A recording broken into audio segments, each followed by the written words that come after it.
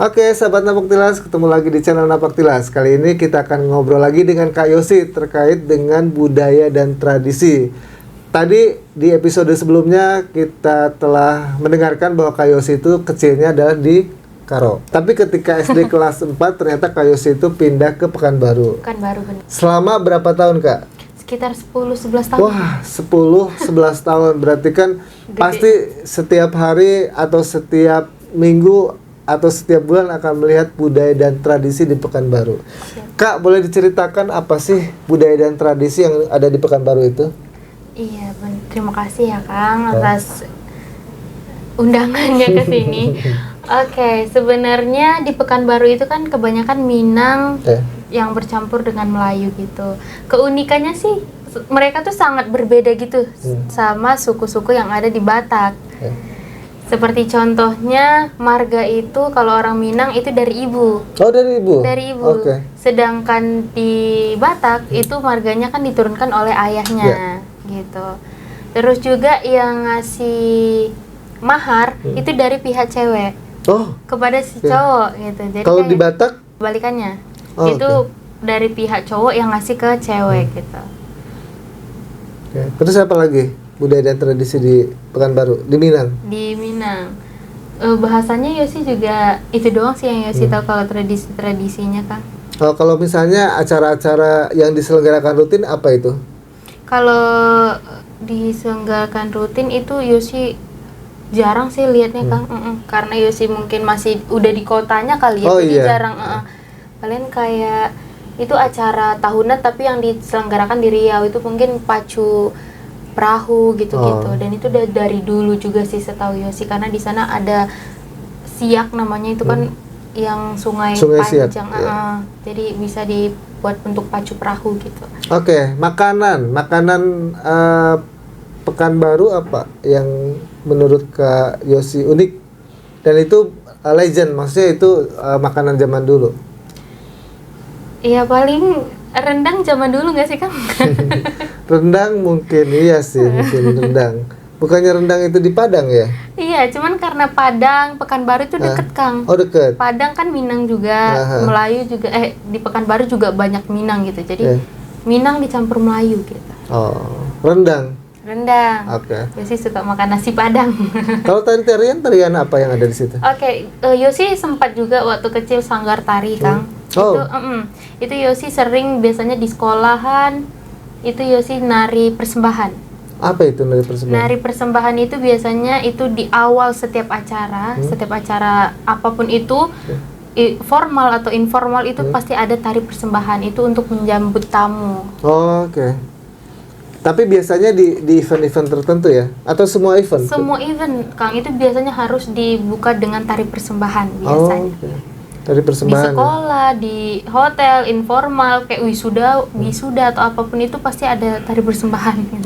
Oke, nah saya pengen lihat nih teman-teman ya, gimana Kak Yosi menarikan tari persembahan? Iya, tari persembahan mungkin salah satunya kayak tangan itu gini Kang. Gini, itu artinya metik bunga. Oke. Iya. Terus ada lagi yang ini? Itu biasanya kalau di depan itu orang tari persembahan itu bawa apa namanya? Lilin. Bukan Kang, kayak tempat untuk sirih. Cuman emang sering diganti dengan permen sih Kang. Mungkin karena emang di Pekanbaru udah jarang yang makan sirih ya. Jadi diganti dengan permen gitu. Tapi itu selalu ada yang kayak kotak gitu untuk tempatnya itu, dan itu pasti ada di tengah gitu. Itu disembahin dikasihin sama satu yang duduk paling depan. Itu kan biasa duduk paling depan yang terhormat gitu. Oh, itu tari persembahan ya? Tari persembahan, betul. Menurut Kak Yosi, di Pekanbaru itu apa sih yang unik dari budaya dan tradisi? Di Pekanbaru ya Kang? Mungkin apa ya, bahasanya kali. Bahasa? Iya, bahasanya. Beda sama Karo?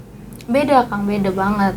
Coba perkenalkan ke teman-teman pakai bahasa Minang. Kalau bahasa Minang ya sudah ini sih. Udah lupa? Nggak lupa sih Kang, cuman cara penyampaiannya udah nggak bagus lagi atau udah nggak ngerti lagi. Tapi kalau orang ngomong ya sih ngerti. Ngerti bahasa Minang. Ya udah, ini bukan alasannya teman-teman. Menurut Kak Yosi, dari pertama kali Kak Yosi menginjakkan kaki di Pekanbaru sampai terakhir di Pekanbaru, ada nggak sih pergeseran budaya di situ? Misalnya dulu waktu 11 tahun sebelumnya misalnya ada acara ini, tapi ketika Kayosi misalnya di 11 tahun ke berikutnya nggak ada nggak? Atau tetap aja gitu tetap ada? Stabil sih Kang. Stabil. Ada slogan kayak di Pekanbaru itu, Melayu takkan hilang di bumi. Itu slogan dari Pekanbaru. Dan itu mereka masih menjunjung ke Melayu itu gitu. Pokoknya ada slogan Melayu takkan hilang di bumi, dan itu dari awal Yosi menginjakan kaki di sana sampai Yosi keluar lagi, sampai Yosi pindah maksudnya, itu slogan itu masih emang di mana-mana tuh ada gitu kayak. Melayu takkan hilang di bumi, pidato Melayu takkan hilang di bumi gitu. Jargonnya ya? Iya. Oke, Kak Yosi aktivitasnya kan sekarang kuliah. Kuliah benar. Ngambil hubungan internasional, Kang. Hubungan internasional. Saya dapat bocoran nih katanya Kak Yosi membuat skripsi tentang culture. Tentang culture, benar. Kenapa tertarik dengan culture? Karena emang seperti yang Yosi bilang tadi, Kang, culture itu kayak salah satu pembeda kita yang membuat kita unik. Dan Yosi sangat mau juga untuk ngasih tahu kalau kultur yang ada di Indonesia itu bisa menjadi daya tarik Indonesia terhadap negara luar. Dan kalau kita itu sebenarnya punya power, dan kita punya nenek moyang yang sangat-sangat cerdas, yang bisa menciptakan yang sekecil itu sampai sekarang gitu, yang kita bisa rasakan manfaatnya gitu. Dari sekarang kan udah canggih ya Kang, kalau buat kayak misalnya contoh Cimpa tadi, makanan tinggal pakai oven atau mixer bisa, tapi mereka bisa dengan seminim itu peralatannya bisa membuat sesuatu produk yang canggih yang bisa kita rasakan sampai sekarang gitu, kayak wow. Nah, katanya ngambil judulnya adalah How to Make Positive Impact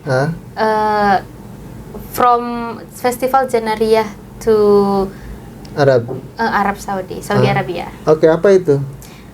Jadi Festival Janariah ini dilangsungkan di Saudi Arabia, Kang. Jadi Indonesia jadi tamu spesial tamunya di Saudi Arabia, dan kita Indonesia itu bisa menampilkan semualah adat-adat kita seperti tarian, terus pavilion-pavilion kayak kapal karena kita negara maritim. Nah, terus bahasanya juga kayak Kemendikbud tuh ingin ngebuat bahasa Indonesia tuh dikenal banyak orang gitu. Dan kita bisa nampilkan di sana. Jadi dan masuk ke Festival Janariah itu pun gratis, Kang. Jadi itu termasuk event yang sangat besar di Saudi Arabia. Jadi dari situ tuh banyak orang-orang atau orang-orang penting juga masuk Festival Janariah tersebut. Jadi kita banyak dikenal Indonesia itu, oh ternyata orang Indonesia ini punya banyak culture, sangat punya banyak pengetahuan, sangat kaya akan alamnya, dan juga orang-orang yang di Arab Saudinya juga bisa ngobatin kekangenannya dengan melihat festival tersebut. Oke, itu rencana skripsinya. Iya. Oke, saya kadang gini ya teman-teman sahabat Tapak Tilas, kalau usia-usia Kak Yosi kan termasuk kategori usia milenial atau Gen Z lah ya, orang bilang. Dan itu kalau saya lihat juga anak-anak Gen Z itu rata-rata dalam tanda kutip a priori terhadap budaya dan tradisi. Banyak nggak sih teman-teman yang sehaluan atau sefrekuensi dengan Kak Yosi yang masih cinta dan bangga terhadap budaya leluhur? Menurut Yosi, anak-anak muda sekarang juga mungkin bisa sih diasah, Kang, karena mereka semua pasti juga suka dengan kultur gitu. Cuman kita mungkin Yosi sedikit memberi saran, karena nama juga anak generasi Z sekarang seperti Yosi ya. Kalau melihat atau membaca atau melihat itu kalau membaca itu kayak boring gitu. Mungkin ditambah dengan nuansa-nuansa modern gitu. Misalnya kayak tari Wonderland, itu kan masih kreasi, jadi kayak ada budaya tapi ada modernnya. Jadi sehingga anak muda yang zaman sekarang tuh bisa cinta lagi ke budaya Indonesia gitu. Karena banyak sih emang Yosi lihat anak-anak muda sekarang yang emang lebih mendominan ke negara luar, budaya gitu, luar budaya ya. luar gitu. Oke, nih sebagai salah satu talentnya, pageantnya Eljon, apa sih yang dilakukan oleh Kak Yosi terkait dengan sosialisasi atau membangun kembali nih semangat anak-anak Gen Z untuk suka terhadap budaya dan tradisi? Apa yang Kak Yosi lakukan? Iya, dengan cara salah satunya membuat skripsi tersebut, Kang. Jadi Yosi emang lebih fokus kan, kayak dari Festival Janaria itu kan awalnya kita harus tahu apa sih budaya Indonesia itu yang harus diperkenalkan gitu. Gimana Indonesia memperkenalkan budayanya. Dari situ Yosi bisa sering sharing-sharing ke teman-teman Yosi. Awalnya emang yang terdekat-dekat dulu.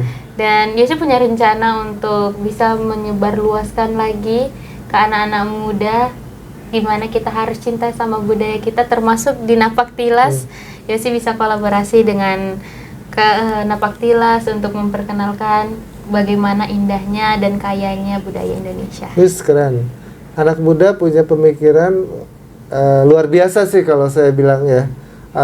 Menghargai, mengembangkan, melestarikan budaya dan leluhur kita ya. Berarti kan sekarang Kak Yosi sosialisasi. Sosialisasi, benar. Oke, respon mereka seperti apa sih?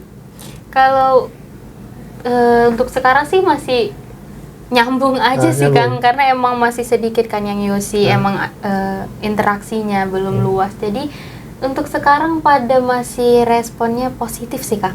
Positif. Positif. Hanya sebatas respon atau ada actionnya nggak? Actionnya belum sih, Kang. Belum. Oh, baru sebatas mengajak. Sebatas menyampaikan. menyampaikan. Harapan kedepannya nih Kak Yosi terkait dengan budaya dan tradisi leluhur kita Nusantara ini apa sih untuk generasi sekarang ya, generasi Gen Z atau generasi milenial?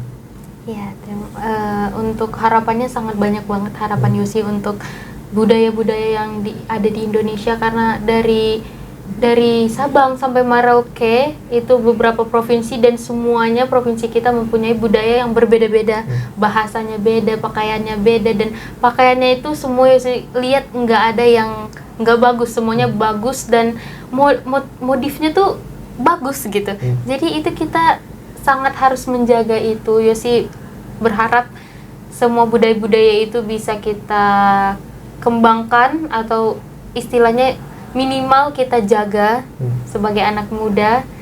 Dan harapan Yosi juga kita bisa sebagai anak muda kita menggunakan teknologi kita yang kita gunakan setiap hari untuk memperkenalkan budaya-budaya kita kepada orang lain, seperti orang lain mengenalkan budayanya kepada kita.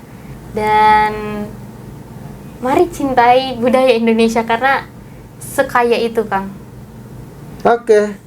Ajakan cinta terhadap budaya dan tradisi.